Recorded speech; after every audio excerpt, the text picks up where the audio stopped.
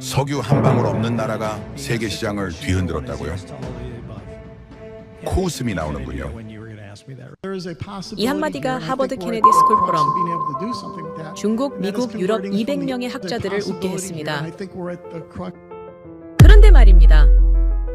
단 한 명의 학생이 그 가설 틀렸습니다 라며 마이크를 잡는 순간 회의장은 정적에 휩싸였죠. 단 3분 후 그의 PPT에 표시된 수치가 천연 기술 효율 212% 상승, 냉각 내성 마이너스 60도를 찍었을 때 그 한 줄이 세계의 모든 이론을 박살내버렸습니다. 자원이 없으면 국력도 없다? 정말 그럴까요? 회의장은 충격에 빠졌습니다. 이제 세계는 그 질문 앞에 섰습니다. 자원이 아니라면 그들은 무엇으로 세계를 움직이고 있습니까? 지금부터 그 놀라운 현장 속으로 들어가 보시죠. 미국에서 날아온 충격적인 이야기. 바로 시작합니다. 그리고 지금 어디에서 시청하고 계신지 댓글로 남겨주세요. 여러분의 이야기도 듣고 싶습니다. 그 전에 잠깐 1초 만에 누를 수 있는 좋아요 버튼을 꾹 눌러주시면 영상 제작에 큰 힘이 됩니다. 그럼 바로 사연 시작하겠습니다. 회의 시작 1시간 전 하버드 연구실. 제 노트북 화면에는 오늘 발표할 자료가 펼쳐져 있었습니다. 그런데 말입니다. 참고 문헌 목록을 정리하던 중 최근 석 달간 주요 외신 헤드라인이 눈에 들어왔어요. 미국 CNN에서 한국 반도체 시장 60% 장악했다고 소개했고, 영국 BBC에서는 사우디 한국 에너지 기술 도입 협상이라고 발표했으며, 블룸버그에서는 한국 조선업 10년 연속 세계 1위라고 보도했습니다. 저는 커피잔을 든 채 화면을 10초간 멍하니 바라봤어요. 세계 1위 산유국이 자원 제로인 나라에게 무릎을 꿇었다는 게 믿기지 않았기 때문입니다. 믿겨지십니까? 안녕하세요. 저는 랜드 아이잭슨이라고 합니다. 하버드에서 기술과 사회의 상호작용을 연구하고 있어요. 그날 저는 한 가지 질문에서 벗어날 수 없었습니다. 자원도 없는 나라가 왜 자꾸 세계의 중심에 서는 걸까요? 그땐 미처 몰랐습니다. 그날 이후 제 학문 인생 전체를 뒤흔들 거라는 걸 말이에요. 최근에 참가했던 하버드 회의장에서 겪었던 충격적인 일을 말씀드리기 위해 이렇게 글을 쓰고 있는데, 사실 그날의 토론은 평범하게 시작되었습니다. 보스턴의 3월은 여전히 쌀쌀했고, 하버드 대학교 케네디 스쿨 포럼에는 200여 명의 학자와 학생, 외교관들이 모여 자원과 해양 접근성, 21세기 국가 번영의 조건이라는 주제로 열린 국제학술대회에 참석해 있었어요. 저는 패널 사회자로 초청받았고, 제 연구실 박사과정 학생인 박진우 학생이 함께 패널로 참여했습니다. 박진우 학생은 한국에서 외교부 근무 경력이 있는 유능한 학생으로 해양 안보와 무역로에 관한 연구로 학계에서 주목받고 있었죠. 다른 패널로는 베이징 대학에서 온 장웨이 교수와 그의 제자인 천하오가 참석했습니다. 장웨이 교수는 중국의 1대1로 정책을 설계한 핵심 인물 중 한 명으로 알려져 있었고, 천하오는 하버드 대학교 경제학과에서 교환학생으로 공부하며 중국 자원 외교에 관한 연구를 진행하고 있었어요. 회의장 분위기는 묘하게 긴장되어 있었습니다. 어쩌면 미국 정부와 중국의 패권 경쟁이 심화되는 상황에서 이 학술 토론마저 국가 간 힘겨루기의 장으로 변해가는 듯했죠. 토론의 시작은 제가 던진 질문이었습니다. 국가의 번영을 위해 더 중요한 것은 무엇일까요? 풍부한 자원일까요? 아니면 바다와 같은 지리적 이점일까요? 장웨이 교수가 먼저 마이크를 잡았습니다. 그는 당당한 목소리로 자신의 주장을 펼치며 역사적으로 볼 때 자원이 풍부한 국가들이 항상 번영을 누렸다고 말했어요. 석유, 천연가스, 광물 자원이 국가의 경제 발전을 견인했다면서 중동의 산유국들, 러시아, 호주와 같은 나라들을 보라고 했습니다. 이들 국가는 풍부한 자원 덕분에 국제사회에서 영향력을 행사할 수 있었다는 것이었죠. 그의 말에 청중 일부가 고개를 끄덕이며 동의하는 모습을 보였어요. 유럽뿐만 아니라 아시아에서도 자원 중심 논리가 설득력을 얻고 있는 분위기였습니다. 천하오도 스승의 말을 이어받아 자신의 연구 자료를 화면에 띄우며 최근 연구한 바에 따르면 세계 상위 20개 경제대국 중 14개국이 주요 자원 보유국이라고 설명했어요. 특히 사우디아라비아는 석유 덕분에 1인당 GDP가 2만 달러를 넘는 부국이 되었다면서 자원이 없는 나라는 결국 다른 나라에 의존할 수밖에 없고 이는 경제적 자립을 어렵게 만든다고 주장했습니다. 천하오는 계속해서 데이터를 제시하며 중국은 막대한 석탄, 희토류, 철광석 매장량을 보유하고 있어 제조업 강국으로 발돋움할 수 있었다면서 반면 자원이 부족한 국가들은 아무리 기술이 발달해도 원자재 수입에 의존할 수밖에 없다는 논리를 펼쳤어요. 그의 목소리에는 확신이 담겨 있었고 청중들은 점점 더 그의 주장에 설득되어 가는 것처럼 보였습니다. 장웨이 교수와 천하오의 발표는 체계적이며 논리적이었어요. 통계 자료와 역사적 사례를 바탕으로 한 그들의 주장에 청중들은 설득되는 듯했고 회의장에는 묘한 긴장감이 감돌았죠. 전 세계가 이 논리에 동의하는 분위기였고 저 역시 생각보다 그들의 주장이 탄탄하다는 것을 인정하지 않을 수 없었습니다. 하지만 제 마음 한편에서는 묘한 불편함이 일었어요. 이 정도로 단순한 논리로 국가의 번영을 설명할 수 있는 걸까요? 자원이 풍부한 베네수엘라가 왜 경제 위기에 빠졌고 자원이 부족한 싱가포르와 일본은 왜 선진국이 되었는지 그들의 논리로는 설명할 수 없는 부분들이 분명히 존재했습니다. 섣불리 판단할 수는 없었지만 저는 이미 의심의 씨앗을 품고 있었어요. 제가 반박하려고 마이크를 잡으려던 그 순간 박진우 학생이 차분하지만 단호한 목소리로 말을 꺼냈습니다.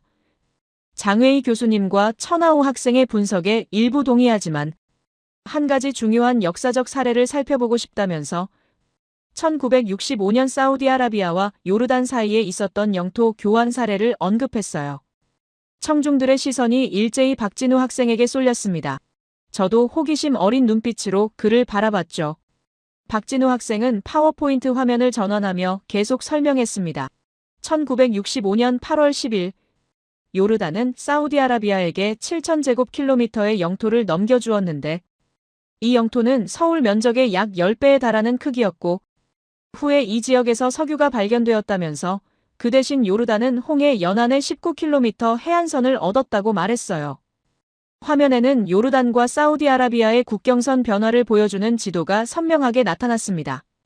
천하오가 비웃듯 끼어들었습니다. 그건 명백하게 요르단의 실수였다면서 석유 같은 귀중한 자원을 단 19km의 해안선과 바꾸다니 이해할 수 없다는 표정이었죠. 회의장 여기저기서 동조하는 듯한 웃음소리가 흘러나왔고 천하오는 더욱 자신감에 차서 이런 건 전형적인 단기적 사고의 결과라면서 자원의 가치를 제대로 평가하지 못한 결정이라고 덧붙였어요. 하지만 박진우 학생은 침착하게 자신의 논지를 이어갔습니다.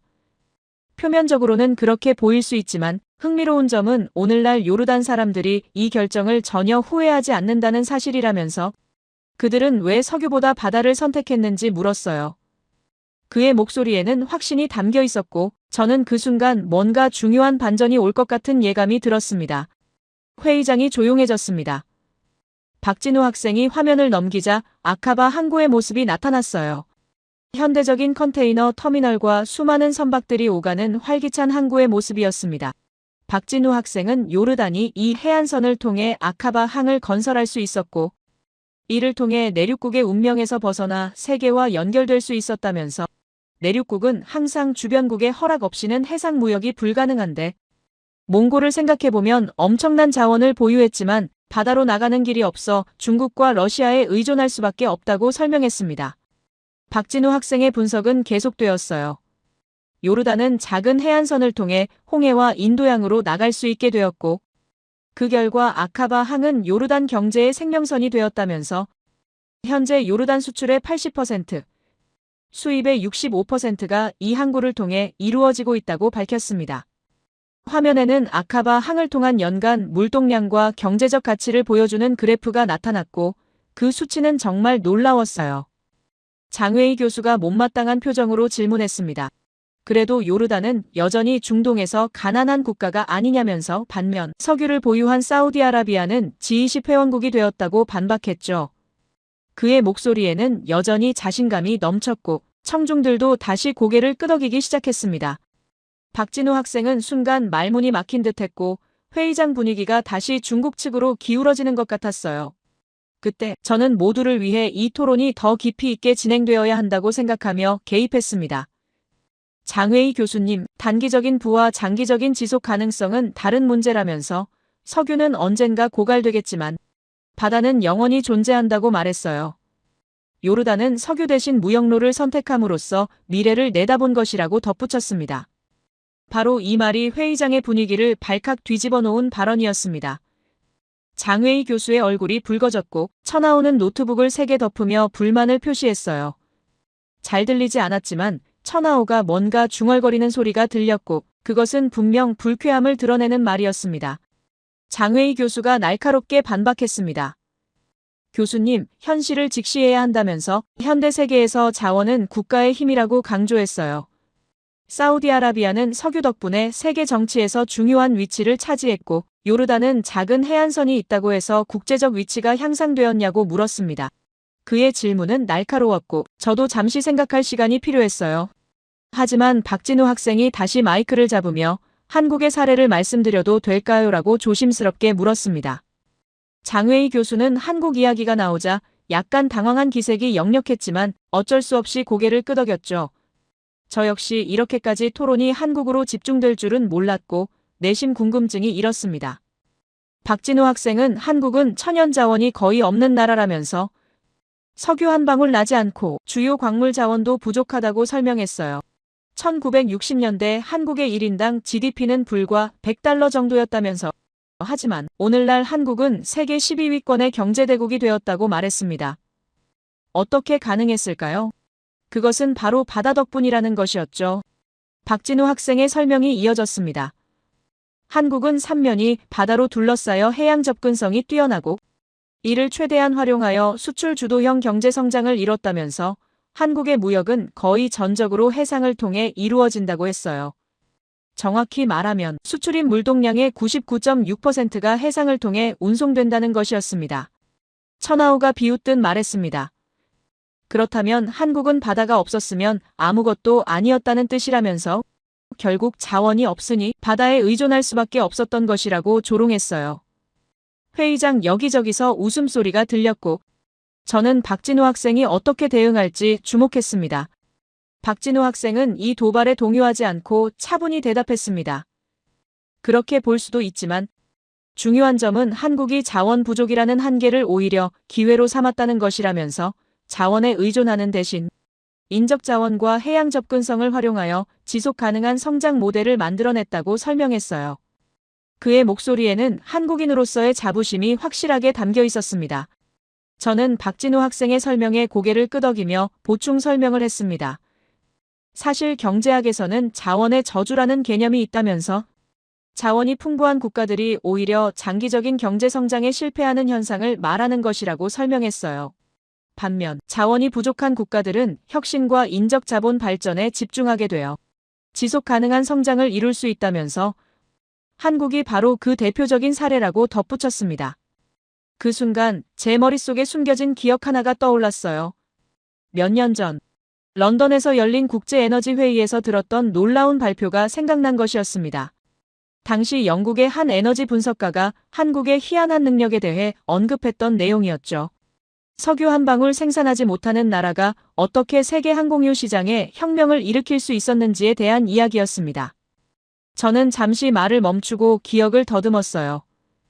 그 분석가의 이름이 데이비드 톰슨이었던 것 같았는데 그는 한국이 개발한 분자 재설계형 정제 기술에 대해 발표하며 경악했던 것이 기억났습니다. 그 기술은 원유 속 탄화수소 분자 구조를 인위적으로 재배열하여 기존 항공유 생산 수율을 7%에서 15%로 2배 이상 증가시킨다는 것이었죠. 말도 안 되는 이야기처럼 들렸지만 더욱 놀라운 것은 그 연료의 성능이었습니다. 영하 60도의 극한 상황에서도 연료가 결정화되지 않고 액체 상태를 유지한다는 데이터가 있었는데 이는 기존 항공유가 달성하지 못한 성능이었어요. 만약 이 기술이 실제라면 항공산업 전체가 뒤바뀔 수도 있는 혁신이었다는 것을 저는 본 순간 깨달았습니다. 그리고 다른 이유로 더욱 충격적이었던 것은 사우디아라비아와 독일이 그 기술을 배우기 위해 한국에 협력을 요청했다는 소식이었어요. 석유 매장량 세계 1위인 나라가 석유 한 방울 없는 나라에게 무릎을 꿇은 셈이었죠. 독일의 루프트한자 항공도 한국산 항공유로 시험 비행을 진행했고 그 결과가 매우 성공적이었다는 보고서를 저는 직접 읽었던 기억이 났습니다. 저는 마이크를 다시 잡으며 이 내용을 회의장에 공유했습니다. 여러분, 제가 몇 년 전 런던 회의에서 들은 놀라운 사례를 말씀드리고 싶다면서 한국이 개발한 합성 항공유 기술에 대해 설명하기 시작했어요.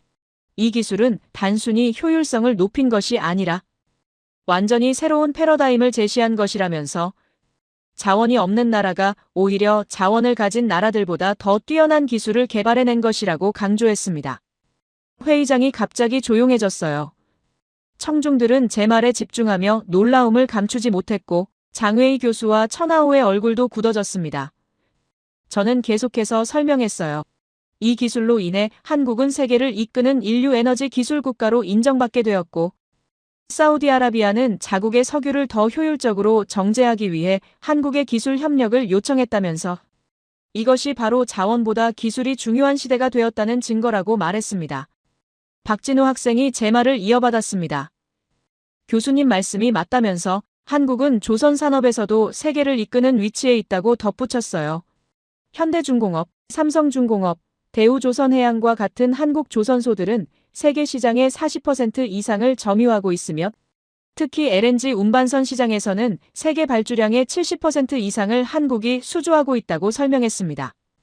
천하오가 끼어들려 했지만 박진우 학생은 계속 말을 이어갔어요.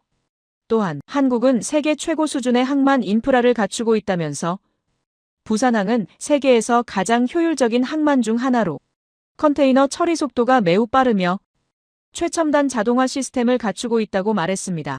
현재 부산항을 기항하는 국제 정기 항로는 287개에 달하며 이는 한국이 단순히 자국 화물뿐만 아니라 글로벌 해상 물류의 중심지 역할을 하고 있다는 것을 의미한다고 강조했어요.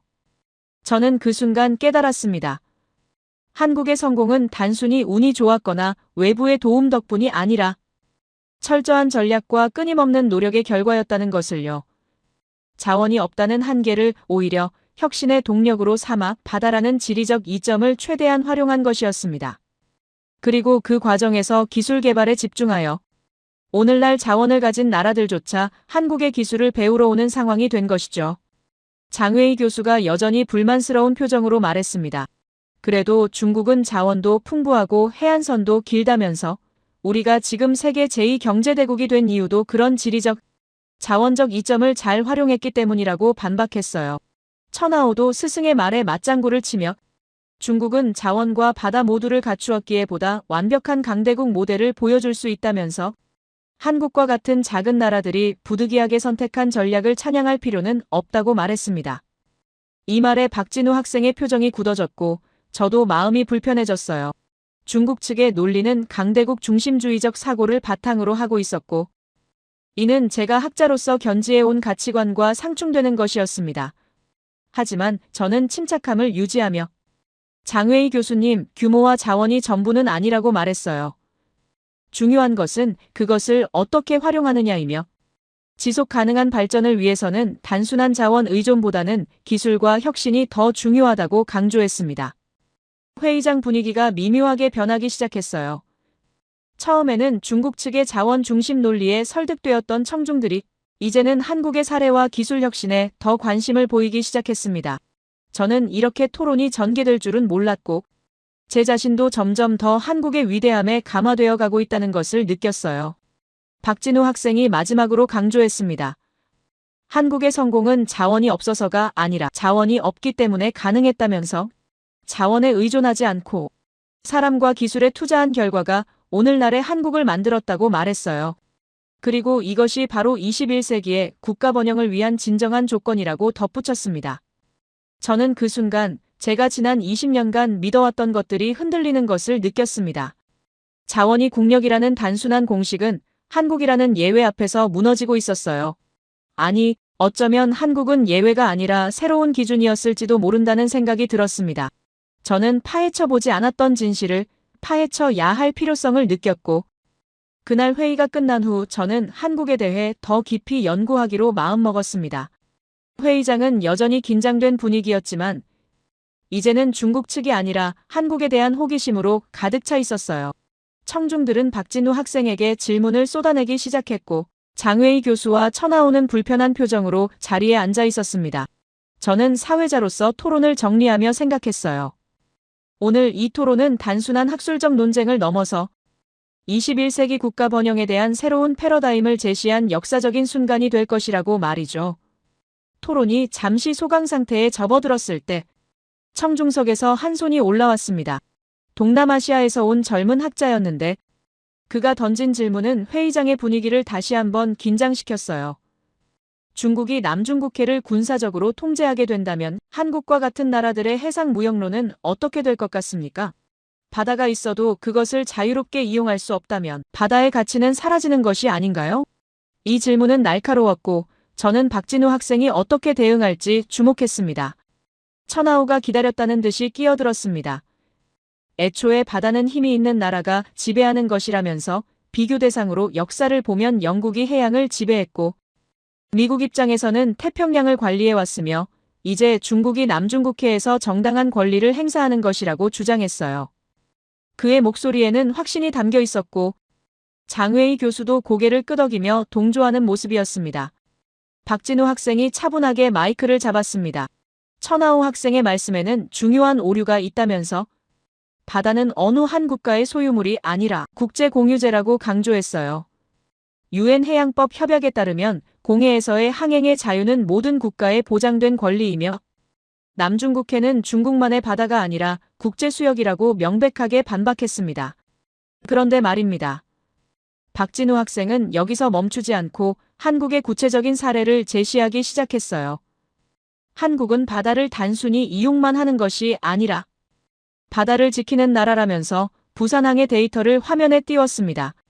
1876년 개항한 한국 최초의 근대적 무역항인 부산항은 현재 세계 상위권의 컨테이너 항만으로 성장했다면서 특히 주목할 점은 부산항이 세계에서 두 번째로 큰 허브라는 사실이라고 설명했어요. 화면에는 거대한 컨테이너들과 선박들로 가득한 부산항의 모습이 나타났고 청중들은 그 규모에 놀라는 표정이었습니다. 박진우 학생은 계속해서 현재 부산항을 기항하는 국제 정기 항로는 287개에 달하며 한국은 무역액 1조 달러를 돌파하며 세계 9대 무역국에 진입했다면서 현재는 세계 6위의 수출국이라고 밝혔어요. 그리고 이 무역의 99.6%가 해상을 통해 이루어진다는 점을 강조했습니다. 천하오가 비웃듯 끼어들었습니다. 이건 말도 안 되는 주장이라면서 결국 한국은 자원이 없기 때문에 바다에 의존할 수밖에 없고 그 바다마저 중국 같은 강대국의 영향력 아래 있다면 한국의 경제적 자립성은 환상에 불과하다고 조롱했어요. 그는 더 나아가 남중국해를 지나는 한국 선박들은 모두 중국의 허락하에 운항하는 것이라는 식으로 말했고 회의장이 술렁이기 시작했습니다. 박진우 학생의 표정이 굳어졌지만 그는 침착함을 유지하며 반박했습니다. 천하오 학생. 그것은 국제법에 대한 심각한 오해라면서 2016년 헤이그 상설 중재재판소는 중국의 구단선 주장이 법적 근거가 없다고 판결했다고 역사적으로 명확한 사실을 제시했어요. 설사 중국이 물리적으로 남중국해를 통제하려 한다고 해도 한국의 해상 교통로는 결코 취약하지 않다면서 한국은 동쪽으로는 동해를 통해 태평양과 미주로 남쪽으로는 남해를 거쳐 동남아시아와 인도양으로 서쪽으로는 서해를 통해 중국 및 세계 각지로 향하는 다양한 해상 루트를 확보하고 있다고 설명했습니다. 저는 박진우 학생의 설명을 들으며 어쩌면 한국의 진정한 강점은 단순히 바다에 접근할 수 있다는 것이 아니라 그 바다를 지키는 방식에 있는 것이 아닐까 하는 생각이 들었어요. 그리고 제 예상은 곧 현실이 되었습니다. 박진우 학생이 화면을 전환하며 한 가지 중요한 사례를 언급하기 시작했어요. 2016년 서해에서 있었던 일을 말씀드리고 싶다면서 당시 한국해양경찰 조준호 경장이 중국 어선의 불법 조업을 단속하던 중 순직한 사건이 있었다고 밝혔습니다. 화면에는 조준호 경장의 사진과 함께 사건 당시의 기록들이 나타났고 회의장이 숙연해졌어요. 박진우 학생은 계속해서 당시 중국 어선들은 한국 배타적 경제 수역에서 불법 조업을 하고 있었고 이를 단속하던 조준호 경장이 중국 어선에 의해 바다에 추락하여 순직했다면서 이게 된다면 보통의 국가라면 강력한 보복 조치를 취했을 것이라고 말했어요. 하지만 한국 정부는 다른 선택을 했다면서 군사적 대응이나 외교적 보복 대신 2018년부터 한중 양국이 공동 단속을 시범 실시하는 등 협력적 해결책을 모색했다고 설명했습니다. 저는 그 순간 깊은 감동을 받았어요. 한국은 힘으로 바다를 지배하려 하지 않고 법과 협력으로 바다를 지키려 한 것이었습니다. 이것은 단순한 정책 선택이 아니라 선진국 마인드를 가진 나라만이 할 수 있는 결정이었죠. 박진우 학생이 강조했습니다. 한국은 유엔 해양법 협약을 철저히 준수하며 국제법에 따라 자국의 해양 권익을 보호하고 있다면서 이것이 바로 책임 있는 해양 국가의 모습이라고 말했어요. 힘이 아닌 법으로 바다를 지킨다는 것. 이것이 한국이 국제사회에서 신뢰받는 이유라고 덧붙였습니다. 천하우는 반박하려 했지만 회의장 분위기가 완전히 바뀌어 있었어요. 청중들은 박진우 학생의 설명에 깊이 공감하고 있었고 몇몇은 조용히 박수를 치기 시작했습니다. 저 역시 사회자로서 중립을 유지해야 했지만 내심 한국의 접근 방식에 큰 감명을 받고 있었어요. 장웨이 교수가 불편한 표정으로 말했습니다. 랜드 교수님, 이상과 현실은 다르다면서 국제 정치에서 결국 중요한 것은 힘이라고 주장했어요. 하지만 저는 더 이상 그의 주장에 동의할 수 없었습니다. 장웨이 교수님, 힘만으로는 지속 가능한 번영을 이룰 수 없다면서 국제사회의 신뢰와 협력이야말로 장기적으로 더 큰 힘이라고 반박했어요. 박진우 학생이 마지막으로 강조했습니다. 한국의 해양 전략은 단순히 경제적 이익만을 추구하는 것이 아니라 지속 가능한 어업을 위한 노력도 포함한다면서 어획량 제한, 금어기 설정, 해양보호구역 지정 등을 통해 해양 자원을 보호하고 있다고 설명했어요.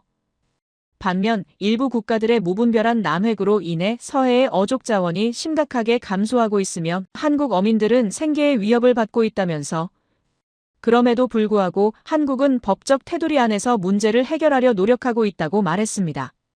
저는 그때 깨달았어요. 한국의 성공은 단순히 경제적 성과만이 아니라 국제사회에서 책임 있는 구성원으로서의 역할을 다하는 데 있었다는 것을요. 힘이 아닌 품격으로 바다를 지키는 나라, 자원이 아닌 기술로 세계를 놀라게 하는 나라. 그것이 바로 한국이었습니다. 회의장은 조용했지만 그 침묵 속에는 깊은 존경심이 담겨 있었어요. 청중들은 박진우 학생의 발표에 감동받았고 저 역시 마찬가지였습니다. 천하우는 더 이상 반박하지 못했고 장웨이 교수도 불편한 표정으로 침묵을 지키고 있었어요. 저는 사회자로서 분위기 전환을 했습니다. 오늘 우리는 새로운 시야를 확보했다면서 국가의 번영은 자원의 많고 적음이 아니라 그것을 어떻게 활용하고 또 어떻게 지키느냐에 달려있다고 말했어요. 한국은 바다를 가진 나라이면서 동시에 바다를 지키는 정신을 가진 나라라면서 이것이 바로 21세기의 진정한 강국이 되는 조건이라고 강조했습니다. 박진우 학생이 자리에 앉았고 회의장은 잠시 정적에 휩싸였다가 곧 큰 박수 소리로 가득 찼습니다. 저는 그 박수 소리를 들으며 생각했어요. 박진우 학생의 발표가 끝나고 잠시 휴식 시간이 주어졌을 때 천하우가 장웨이 교수와 뭔가 심각하게 논의하는 모습이 보였습니다. 그들의 표정은 굳어져 있었고 애초에 예상했던 것보다 토론이 한국 측에 유리하게 흘러가자 불편해하는 것이 누가 봐도 명확했어요. 휴식이 끝나고 다시 토론이 시작되자 천하우가 공격적으로 마이크를 잡았습니다. 한국의 해양 전략이 아무리 훌륭해도 결국 군사력이 뒷받침되지 않으면 의미가 없다면서 중국 해군은 항공모함 2척을 보유하고 있고 스텔스 전투기도 개발했으며 한국은 항공모함 하나도 없지 않느냐고 도발했어요. 그는 더 나아가 한국 해군은 중국 해군에 비할 바가 못 된다면서 바다를 지키려면 결국 강력한 군사력이 필요한데 한국은 그 면에서 턱없이 부족하다고 주장했습니다. 회의장이 다시 긴장되기 시작했고 청중들은 천하우의 도발에 어떻게 반응할지 주목했어요. 저 역시 박진우 학생이 이 공격적인 질문에 어떻게 대응할지 궁금했습니다. 그런데 말입니다. 박진우 학생은 전혀 동요하지 않고 오히려 자신감 있는 표정으로 마이크를 잡았어요. 천하우 학생의 말씀에는 중요한 오해가 있다면서 군사력의 규모만이 전부가 아니라고 차분히 반박했습니다. 더 중요한 것은 기술적으로 품질과 국제적 신뢰라면서 한국의 방위 산업은 최근 몇 년간 괄목할 만한 성과를 거두고 있다고 설명하기 시작했어요. 화면에는 2022년 폴란드와 체결한 대규모 무기 계약 내용이 나타났습니다. 박진우 학생은 폴란드가 K2 전차 980대, K9 자주포 648문, FA50 경공격기 48대 등 대규모 계약을 체결했다면서 이는 한국 방산 역사적으로 최대 규모의 수출이었다고 밝혔어요. 계약 총액만 해도 수백억 달러에 달하며 이는 한국 무기체계가 품질과 성능 면에서 세계적으로 인정받았다는 증거라고 강조했습니다. 특히 주목할 점은 폴란드가 나토 회원국이라는 사실이라면서 서방권 국가가 한국 무기를 선택했다는 것은 그 기술력과 신뢰성을 국제적으로 인정받았다는 의미라고 설명했어요. 화면에는 폴란드 국방장관 블라슈차크의 인터뷰 내용이 나타났고 박진우 학생이 그 내용을 인용했습니다. 블라슈차크 장관은 한국 무기는 독일제보다 빠르고 미국제보다 싸다, 그리고 무엇보다 믿을 수 있다고 평가했다면서 이것이 바로 강대국들이 한국 방산을 주목하는 이유라고 말했어요. 천하우가 비웃듯 끼어들려 했지만 박진우 학생은 계속해서 설명을 이어갔습니다. 한국은 조선 기술과 정밀 제조 능력을 바탕으로 군함과 잠수함도 수출하고 있으며 무기체계의 핵심 부품인 첨단 센서와 전자장비 제조에서도 강점을 보이고 있다면서 이러한 부품들은 글로벌 공급망을 통해 세계로 수출되는데 이 역시 해상 물류가 핵심이라고 덧붙였어요. 저는 그때 어쩌면 한국의 진정한 힘은 단순히 무기를 많이 보유한 것이 아니라 신뢰받는 무기를 만드는 능력에 있는 것이 아닐까 하는 생각이 들었습니다. 그리고 제 예상은 곧 더욱 놀라운 정보로 확인되었어요. 박진우 학생이 화면을 전환하며 한 가지 더 중요한 소식을 전하고 싶다면서 최근 미국 측에선 한국의 핵추진 잠수함 건조를 공식 승인했다는 발표가 있었다고 밝혔습니다. 회의장이 발칵 뒤집혔고 청중들은 믿을 수 없다는 표정으로 서로를 바라봤어요. 저 역시 이 소식을 처음 들었고 이건 말도 안 되는 일처럼 느껴졌습니다. 박진우 학생은 계속해서 설명했어요. 2025년 10월 말 에이펙 정상회담에 참석하기 위해 한국을 방문한 미국 대통령이 한국의 핵추진 잠수함 건조를 승인했다면서 이는 단순히 하나의 무기 개발 허가를 넘어 한국의 해군력과 국제안보 지형 전체를 뒤흔들 수 있는 중대한 전환점이라고 설명했습니다. 이게 된다면 한국은 미국, 영국, 프랑스, 러시아, 중국에 이어 6번째 핵추진 잠수함 보유국이 되는 것이라고 덧붙였어요. 천하우의 얼굴이 창백해졌고 장외희 교수도 당황한 기색을 감추지 못했습니다. 저는 이 순간이 토론의 결정적 전환점이 될 것임을 직감했어요. 박진우 학생은 한국은 이미 잠수함 설계와 조선 기술 면에서 세계적 수준에 도달해 있다면서 KSS 3급 잠수함은 AIP 시스템을 탑재해 장시간 잠항이 가능하며 핵추진 시스템만 확보된다면 기술적으로 완성도는 충분히 달성 가능하다는 평가를 받고 있다고 설명했어요. 더 나아가 박진우 학생은 이번 승인은 한미동맹의 새로운 국면을 의미한다면서 미국이 한국을 인도, 태평양 전략의 핵심 축으로 인정하고 더 큰 자율성을 부여하겠다는 신호라고 해석했습니다. 미국은 기존 오커스 협정을 통해 호주에 핵추진 기술을 제공한 바 있는데 한국이 이 흐름에 합류하게 된다면 사실상 오커스 플러스 체제가 형성되는 것이라고 말했어요.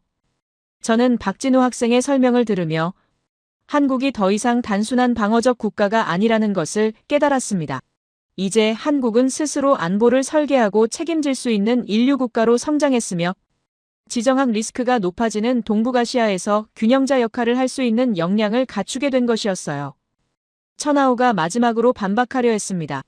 그래도 중국은 이미 핵잠수함을 보유하고 있고 한국은 이제 막 시작 단계가 아니냐고 물었어요. 하지만 박진우 학생은 침착하게 대응했습니다. 중요한 것은 단순히 보유 여부가 아니라 그것을 어떻게 활용하고 또 국제사회의 신뢰를 어떻게 유지하느냐라면서 한국은 핵확산 금지 조약의 모범적인 회원국으로서 이 기술을 오직 방어적 목적으로만 사용할 것이라고 간조했어요. 저는 그 순간 박진우 학생의 말이 단순한 주장이 아니라 확신에 찬 선언임을 느꼈습니다. 한국은 힘을 가지되 그 힘을 책임있게 사용하는 나라라는 것.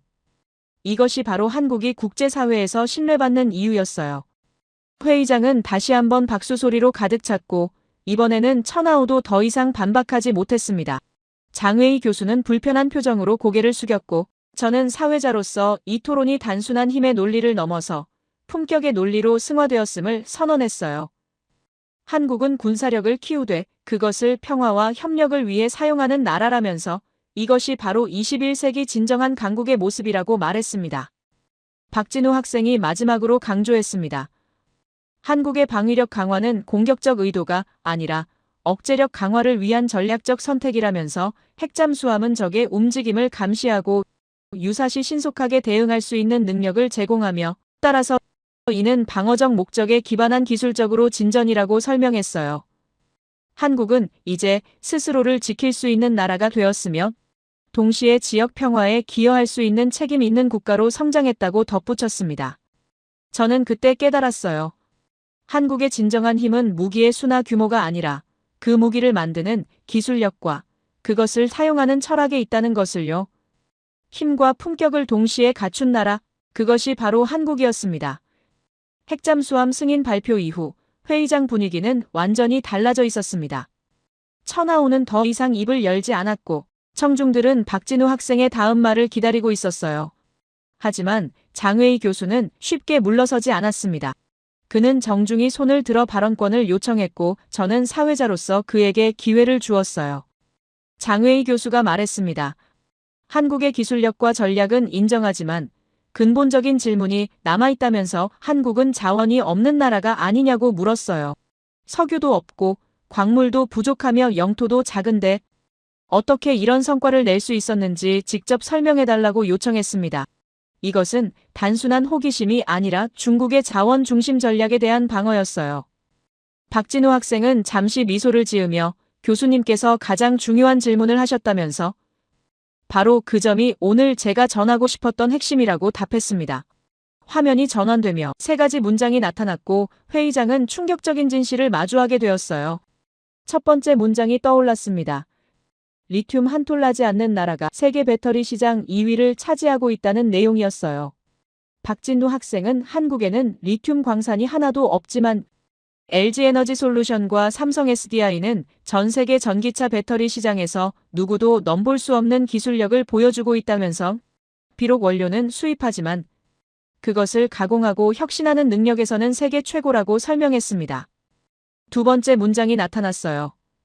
반도체 원료 수입 100%인 나라가 메모리 시장 60%를 장악했다는 내용이었습니다. 저는 이 문장을 보며 애초에 자원의 정의가 무엇인지 다시 생각하게 되었어요. 박진우 학생은 한국은 실리콘 하나 생산하지 못하지만 그 실리콘으로 만드는 디램과 낸드 플래시에서는 전 세계를 지배하고 있다면서 원료가 아니라 기술이 진짜 자원이라고 강조했습니다. 세 번째 문장이 떠올랐을 때 저는 제 눈을 의심했어요. 석유 한 방울 없는 나라가 세계 에너지 시장을 뒤흔들고 있다는 내용이었습니다. 박진우 학생은 여기서 수백 년 전부터 석유가 곧 국력이라 여겨졌던 상식을 깨는 이야기를 시작했어요. 화면에는 요르단 페트라 화학공장의 사진이 나타났고 박진우 학생은 작년 요르단 정부가 한국 기업과 손잡고 바이오 항공유 생산 프로젝트를 시작했다면서 이 기술은 석유 없이도 항공유를 만들 수 있는 혁신적 기술이라고 설명했습니다. 저는 이 말을 듣고 믿기지 않았어요. 석유 없이 항공유를 만든다니 이게 된다면 중동의 석유 패권 구조 자체가 흔들릴 수 있는 일이었습니다. 박진우 학생은 더 놀라운 사실을 공개했어요. 사우디아라비아가 한국에 이 기술 협력을 요청했다면서 세계 최대 산유국이 석유 없는 나라에게 앞다투어 기술을 배우려 한다는 것. 이것은 자원의 정의가 완전히 바뀌었음을 의미한다고 말했습니다. 사우디 정부 관계자가 한국 기술진을 초청해 분자 재설계 기술을 배우고 싶다고 공식 요청했다면서 어쩌면 10년 뒤 중동의 주요 에너지원은 석유가 아니라 한국 기술로 만든 바이오 연료가 될지도 모른다고 덧붙였어요. 저는 그 순간 깨달았습니다. 자원이란 땅속에 묻혀있는 것만을 의미하는 게 아니라는 것을요. 박진우 학생이 확실히 간조했습니다. 한국의 진짜 자원은 사람의 땀과 지식이라면서 한국은 없는 것을 만드는 나라가 아니라 있는 것을 혁신하는 나라라고 설명했어요. 리튬을 배터리로, 실리콘을 반도체로, 공기를 항공유로 바꾸는 능력. 그것이 바로 한국의 힘이라고 말했습니다. 장웨이 교수는 더 이상 반박하지 못했고 회의장은 깊은 침묵에 빠졌습니다. 저는 그 침묵 속에서 제 머릿속이 복잡하게 돌아가는 것을 느꼈어요. 제가 오랫동안 연구해온 기술사회학의 핵심 질문이 바로 이것이었습니다. 어떻게 한 국가가 물리적 자원 없이도 세계를 선도할 수 있는가라는 질문이었어요. 저는 사회자로서 한 걸음 물러나 개인적인 생각을 정리할 시간이 필요했습니다. 회의가 잠시 휴식에 들어갔고 저는 연구실 창가에 서서 보스턴 시내를 내려다보았어요. 그리고 제 연구 노트를 펼쳤습니다. 거기에는 지난 20년간 제가 연구해온 자원과 국력에 관한 메모들이 빼곡히 적혀 있었어요. 저는 점진적으로 깨닫기 시작했습니다. 나는 석유를 자원이라 불렀다. 하지만 한국은 사람을 자원이라 불렀다는 사실을요. 이 차이가 얼마나 근본적인 것인지 저는 그제야 이해하기 시작했어요. 석유는 고갈되지만 지식은 재생된다는 단순하지만 강력한 진리를 말입니다. 제 노트에는 중동 국가들의 석유 매장량 데이터가 가득했습니다. 사우디 2,600억 배럴, 이란 2,000억 배럴, 이라크 1,500억 배럴, 엄청난 숫자들이었어요. 하지만 그 숫자들은 모두 유한했습니다. 언젠가는 고갈될 수밖에 없는 자원이었죠. 반면 한국의 자원은 달랐어요. 인구 5천만 명, 그중 대학 진학률 70%, 연구개발 투자 세계 2위. 이 숫자들은 끊임없이 새로워지고 성장하는 자원이었습니다. 저는 창밖을 보며 생각했어요. 그들의 에너지는 땅속이 아니라 사람의 머릿속에 있었다는 것을. 석유는 퍼내면 줄어들지만 지식은 나눌수록 늘어난다는 것을. 한국이 세계 시장을 장악할 수 있었던 비밀은 바로 이 차이에 있었습니다. 휴식이 끝나고 회의가 재개되었을 때 저는 사회자로서 한 가지 질문을 던졌습니다. 자원이란 무엇이냐고, 땅속에서 캐내는 것만이 자원이냐고 물었어요. 박진우 학생이 대답했습니다. 자원이란 미래를 만드는 모든 것이라면서. 석유는 과거의 자원이고 사람은 미래의 자원이라고 말했어요. 그는 계속해서 설명했습니다. 한국이 일구어낸 기적은 단순히 경제성장이 아니라 자원에 대한 인식의 전환이었다면서 없는 것을 한탄하는 대신 있는 것을 극대화하는 전략을 선택했다고 간조했어요. 리튬이 없으면 리튬을 가공하는 기술을 개발하고 석유가 없으면 석유를 대체하는 기술을 만들며 영토가 작으면 바다를 활용하는 지혜를 발휘했다는 것입니다. 저는 박진우 학생의 말을 들으며 제가 지난 20년간 놓쳤던 본질을 깨달았어요. 자원은 주어지는 것이 아니라 만들어지는 것이라는 사실을 말입니다. 한국은 자원이 없는 나라가 아니었습니다. 다만 다른 종류의 자원을 가진 나라였어요. 그리고 그 자원은 고갈되지 않고 오히려 시간이 갈수록 강해지는 자원이었습니다. 화면에는 한국의 교육 시스템과 연구개발 투자 현황이 나타났고 박진우 학생은 한국 부모들이 자녀 교육에 쏟는 열정, 한국 기업들이 연구개발에 투자하는 규모, 한국 정부가 인재 양성에 집중하는 정책들을 하나씩 설명했어요. 이 모든 것이 결국 사람에 대한 투자였고 그 투자가 오늘날 한국을 아시아의 중심으로 만들었다고 말했습니다. 장웨이 교수가 마지막으로 한 가지 인정했어요. 중국도 인구가 많지만 한국처럼 효율적으로 인적 자원을 활용하지는 못했다면서 한국의 교육 시스템과 기술 혁신 문화는 부러운 수준이라고 솔직히 말했습니다. 저는 이 순간이 이번 회의의 진정한 전환점이라고 느꼈어요. 경쟁자가 상대를 인정하는 순간이었으니까요. 박진우 학생이 마지막 슬라이드를 띄웠습니다. 거기에는 단 한 문장만 적혀 있었어요. 한국의 자원은 사람이다. 그리고 사람은 고갈되지 않는다는 문장이었습니다. 회의장은 다시 한번 박수로 가득 찼고 이번에는 장웨이 교수와 천하오도 함께 박수를 쳤어요. 저는 그 순간 깨달았습니다. 한국이 이룬 것은 단순한 경제 발전이 아니라 문명의 패러다임 전환이었다는 것을요. 석유 시대에서 지식 시대로, 자원 경쟁에서 기술 협력으로 한국은 그 전환을 가장 먼저 이해하고 실천한 나라였습니다. 그리고 그들은 이제 그 지식을 세계와 나누고 있었어요. 요르단에, 사우디에, 폴란드에, 그리고 전 세계에 말입니다. 회의가 끝나갈 무렵 저는 제 연구 노트에 한 문장을 적었습니다. 21세기의 진정한 강국은 자원을 소유한 나라가 아니란 지식을 찬조하는 나라다. 그리고 한국은 바로 그런 나라였습니다. 회의가 공식적으로 종료되고 청중들이 하나둘 자리를 떠나기 시작했습니다. 저는 연단에서 내려와 제 자료를 정리하고 있었고 박진우 학생도 노트북을 챙기며 주변을 정돈하고 있었어요. 그때 천하우가 천천히 박진우 학생에게 다가오는 모습이 보였습니다. 저는 처음에 또 다른 논쟁이 벌어질까 긴장했어요. 천하우의 표정은 복잡했고 무언가 말하고 싶지만 쉽게 입을 열지 못하는 것처럼 보였습니다. 박진우 학생은 그를 발견하고 정중하게 고개를 숙여 인사했고 천하우는 잠시 망설이다가 입을 열었어요. 천하우가 말했습니다. 오늘 많은 것을 배웠다면서 처음에는 한국의 전략이 과장되었다고 생각했지만 데이터를 보고 나니 인정하지 않을 수 없다고 솔직하게 고백했어요.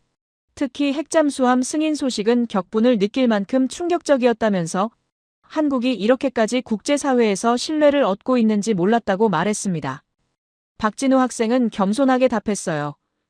저 역시 많이 배웠다면서 중국의 방대한 자원과 전략도 대단하다고 인정했습니다. 하지만 천하우는 고개를 저었어요. 아니라면서 오늘 회의에서 깨달은 것은 자원의 크기가 아니라 자원을 다루는 방식이라고 말했습니다. 천하우는 계속해서 말했습니다. 한국이 미국의 핵잠수함 승인을 받은 것도 놀랍지만 더 놀라운 것은 그 과정에서 보여준 의연한 태도라면서 힘을 가지되 함부로 휘두르지 않고 법과 원칙을 지키며 국제사회와 협력하는 모습이 너무 부럽다고 고백했어요. 중국은 아시아에서 가장 큰 나라지만 이런 식으로 대응하지는 못할 것 같다면서 힘이 있으면 힘을 과시하고 싶어지는 게 인간의 본성인데 한국은 그 본성을 이겨낸 것 같다고 말했습니다. 저는 천하우의 말을 들으며 깊은 감동을 느꼈어요. 젊은 학생이 자신의 조국을 비판하면서까지 진실을 인정하는 용기, 이 또한 쉽지 않은 일이었습니다. 천하우는 한숨을 쉬며 덧붙였어요. 중국은 앞으로도 이렇게 대응하기 어려울 것 같다면서 우리는 힘으로 문제를 해결하려 하지만 한국은 품격으로 문제를 해결한다고 한탄했습니다. 박진우 학생이 천하우의 어깨를 가볍게 두드렸어요. 중국도 변할 수 있다면서 중요한 것은 지금 이 순간 서로에게서 배우려는 태도라고 위로했습니다. 두 학생은 악수를 나눴고 저는 그 장면을 보며 이것이 바로 오늘날 젊은 세대가 만들어가는 새로운 국제관계의 모습이라고 느꼈어요. 회의장을 나서며 저는 보스턴의 차가운 저녁 공기를 마셨습니다.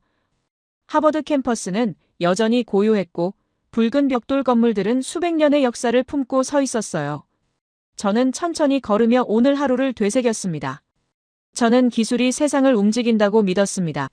20년 넘게 기술사회학을 연구하며 혁신과 발명이 문명을 진보시킨다고 가르쳤어요. 하지만 오늘 저는 인간이 기술을 움직이는 나라를 보았습니다. 그 나라는 한국이었어요. 한국은 기술을 도구로만 보지 않았습니다. 기술을 사람을 위한 수단으로, 평화를 지키는 방패로, 협력을 이끄는 다리로 사용했어요. 핵잠수함을 개발하되 핵확산 금지 조약을 준수하고 방위 산업을 키우되 침략이 아닌 방어를 목표로 하며 경제를 성장시키되 독점이 아닌 협력을 선택했습니다. 저는 연구실로 돌아와 제 책상에 앉았어요. 창밖으로는 보스턴 야경이 펼쳐져 있었고 책상 위에는 오늘 회의 자료들이 쌓여 있었습니다. 저는 노트북을 열고 오늘의 기록을 정리하기 시작했어요. 그리고 제 학술 논문이 결론 부분을 새로 쓰기로 결심했습니다. 결국 문명을 완성하는 것은 힘이 아니라 품격이라는 문장으로 시작했어요.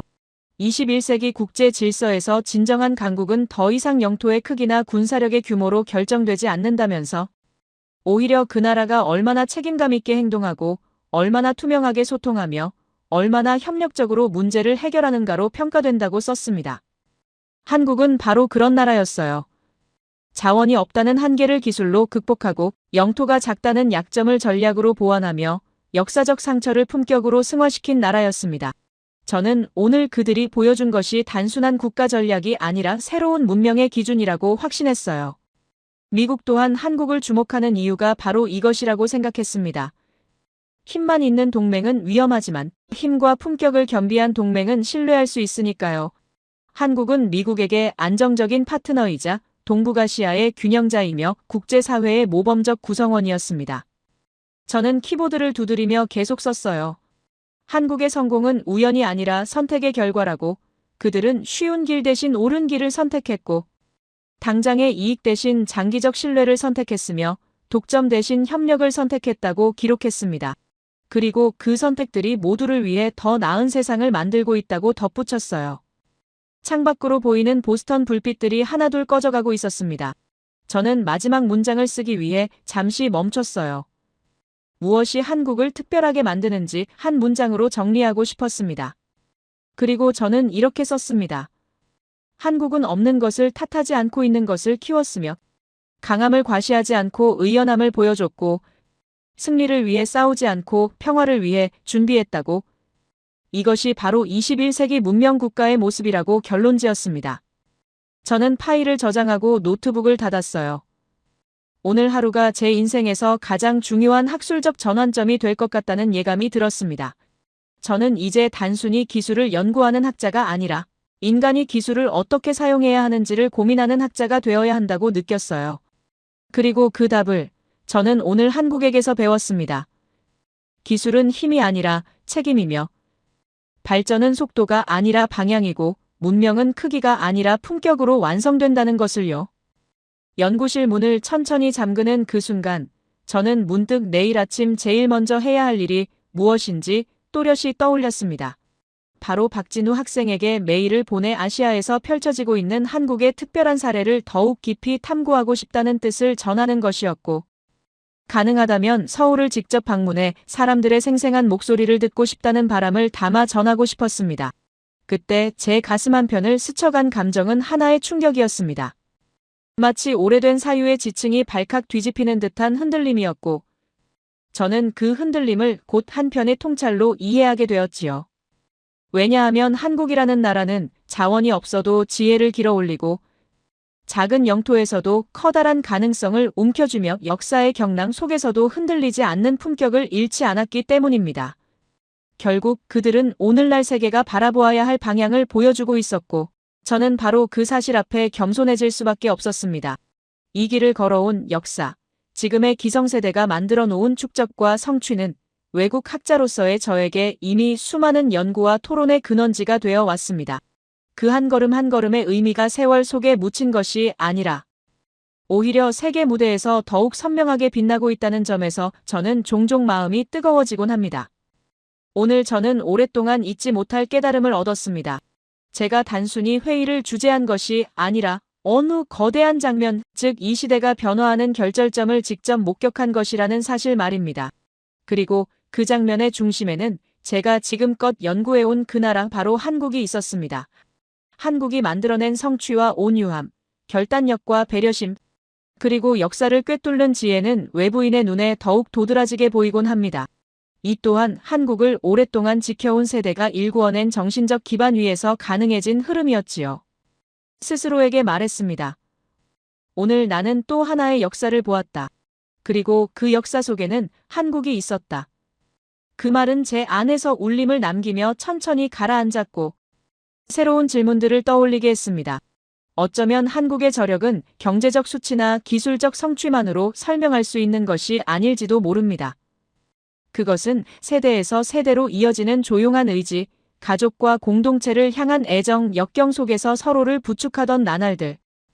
그런 것들이 한 겹 한 겹 쌓여 만들어낸 깊은 결의에 가깝지 않을까요? 기성세대가 걸어온 길을 바라보는 외국인의 시선은 그래서 더욱 경외심으로 가득할 수밖에 없습니다. 전쟁의 폐허 속에서 꿋꿋하게 세월을 견뎌온 세대가 묵묵히 겪었던 전후의 척박함, 세계 질서 속에서 늘 스스로를 일으켜 세워야 했던 그 고단함. 그러나 그 가운데에서도 품위와 절제를 잃지 않았던 태도. 그 삶의 축적은 이제 세계가 주목하는 한 국가의 근본이 되었고, 저는 그것을 목격한 연구자라는 사실에 오히려 감사함을 느낍니다. 한국은 작지만 위대하다는 말이 단순한 수사가 아니라 살아있는 역사 그 자체라는 것을요. 그래서 저는 오늘도 묻습니다. 어쩌면 한국이야말로 21세기의 방향을 제시하고 있는 것은 아닐까? 한국이 걸어온 길을 바라보는 제 마음은 언제나 따뜻한 존경과 깊은 호기심으로 채워지고, 그런 감정은 마치 오래된 서재 어딘가에서 천천히 새 페이지가 넘어가는 소리처럼 제 연구의 리듬을 만들어줍니다. 여러분이 남긴 발자취 위에서 저는 계속 쓰고 분석하고 다시 되묻습니다. 그것이 한국을 향한 제 진심이자 제 연구의 동력입니다. 오늘 제 이야기를 끝까지 들어주셔서 감사합니다. 여러분 모두의 건강과 평안을 기원하며 이 길 위에서 다시 만날 수 있기를 바랍니다. 모두 안녕히 계세요.